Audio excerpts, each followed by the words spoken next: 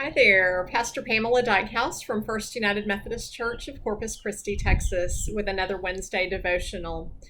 So I'm sitting out on my patio once again, enjoying a pretty comfortable South Texas day. Good breeze going and some clouds overhead, and it's pretty nice. I've kind of moved my office outdoors for portions of the day every week just to make this stay at home, work from home thing a little more interesting. And I've enjoyed seeing the hummingbirds start to show up to my plants. And so I've hung up the hummingbird feeder, and it looks like everybody else is enjoying being outdoors too. It's been a comedy of errors this morning.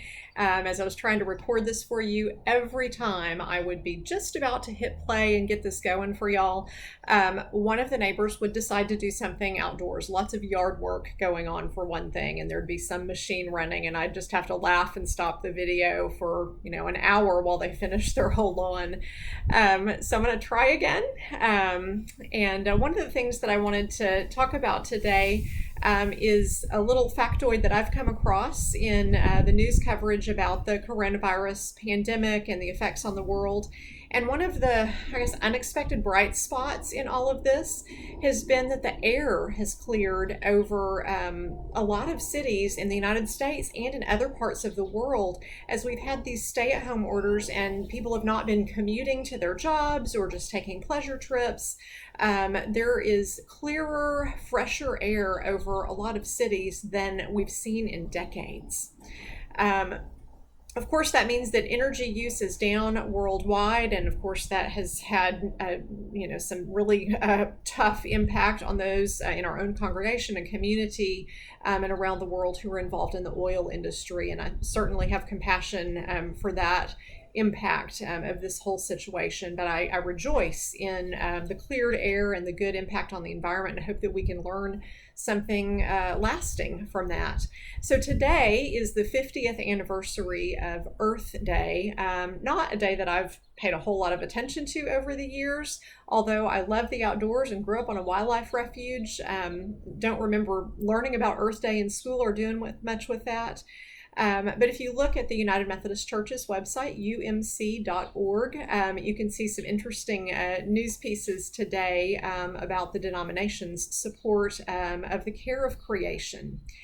And it just reminds me that taking care of God's creation, of this earth, is not somebody else's job. It's not the job of some nonprofit organization or some government agency, but it's a responsibility that each of us has as stewards of God's good and beautiful creation. So,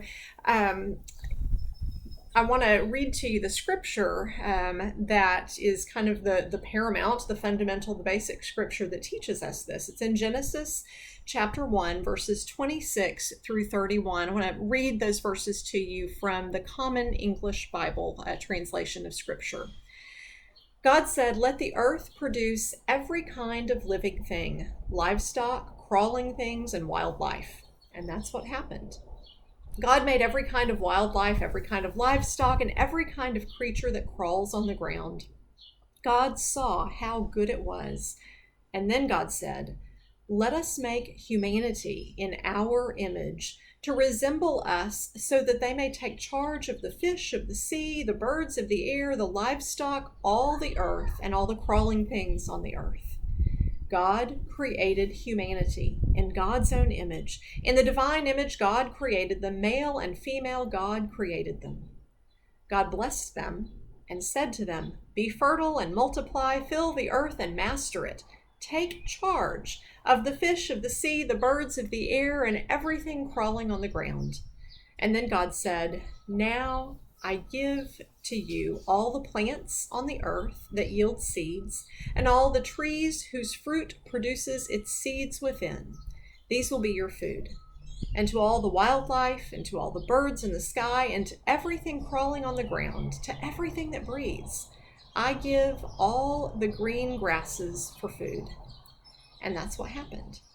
God saw everything that he had made, and it was supremely good. There was evening and there was morning, the sixth day. Isn't that a beautiful passage of scripture about God's creation?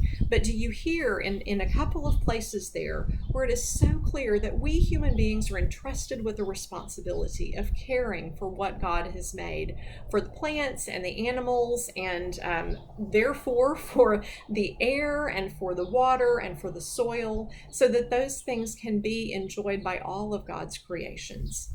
So, as we have a little bit different rhythm of life right now, and the air has cleared over cities, a lot more people have been outdoors. We've seen so many more people out walking in our neighborhood, people wanting to get out to parks when they are open. One funny thing, we were thinking, oh, we haven't had a bicycle in a long time. Maybe we'll get a bicycle. And so my husband went to get groceries at a local store, and while he was there, he looked at the bicycle section, and there was nothing. There's like one little kid's bike left. So apparently others have had that idea as well.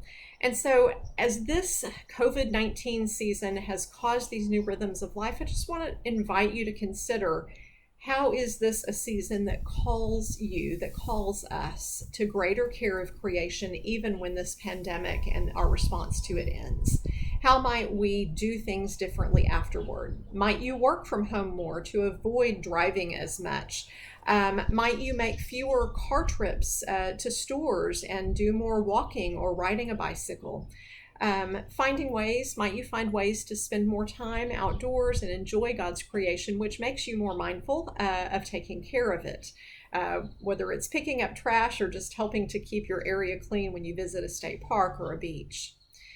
Maybe spending more time outdoors might help you to raise the thermostat in the house so that you're not having to keep it chilled for yourself all the time. I've heard that a lot of folks have gotten more into gardening during the pandemic. Perhaps you've done that, or this might prompt you to do that. I know we've experienced the fact that we're just wasting less right now. We're home, and so we're paying attention to the inventory in the refrigerator and using up what we've got instead of thinking we just need to toss something and replace it.